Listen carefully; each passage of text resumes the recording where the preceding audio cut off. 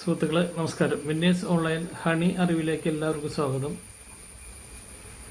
Honey അറിവിൽ ഇന്ന് ഭാഗം 8, തേനിൻ്റെ നിറം മാറുന്നത് എന്തുകൊണ്ട്. നമ്മൾ കണ്ടിട്ടുണ്ടാവും തേനിൻ്റെ നിറം, പല തേനുകൾ പല കളറുകളിൽ ഇരിക്കുന്നത് കാണാൻ കഴിയും. അത് തേനിൻ്റെ നിറം മാറി എന്ന് വിചാരിച്ചിട്ട് തേനിൻ്റെ ഗുണത്തിൽ എന്തെങ്കിലും മാറ്റങ്ങൾ വന്നിട്ടുണ്ടാവും എന്നർത്ഥമില്ല.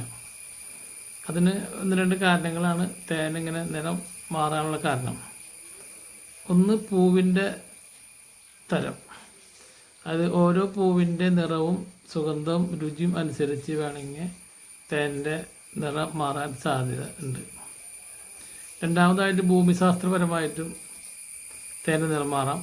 അതായത് ഇപ്പോൾ കാട്, മല, സമതലം, തീരപ്രദേശം എന്നിവയിൽ നിന്നുള്ള തേനൊക്കെ പല തേനകളും പല കളറുകളിലേക്കും മാറാൻ സാധ്യത ഉണ്ട്. മൂന്നാമതായിട്ട് കാലാവസ്ഥ, മഴ, താപനില, ഈർപ്പം എന്നിവയുടെ മാറ്റങ്ങളും തേൻ്റെ നിറം മാറാനുള്ള സാധ്യത കാണുന്നു. മൂന്നാമത്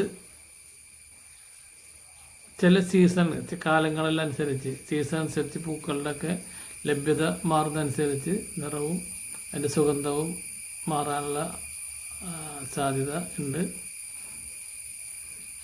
അടുത്തതായിട്ട് തേനീച്ചയുടെ ഇനവും വലിപ്പവും പ്രായവും ഒക്കെ വ്യത്യസ്തമായിട്ട് തേൻ്റെ നിറം മാറാൻ കാരണമാകും. അപ്പോൾ പല കാരണങ്ങൾ കൊണ്ടും തേൻ്റെ നിറം മാറാം. ഇളം മഞ്ഞ നിറം തുടങ്ങി നല്ല തവിട്ട് കളറിലുള്ള ഡാർക്ക് കളർ വരെ തേൻ കാണാം. അത് ഉള്ള കാരണങ്ങൾ പലതാണ്.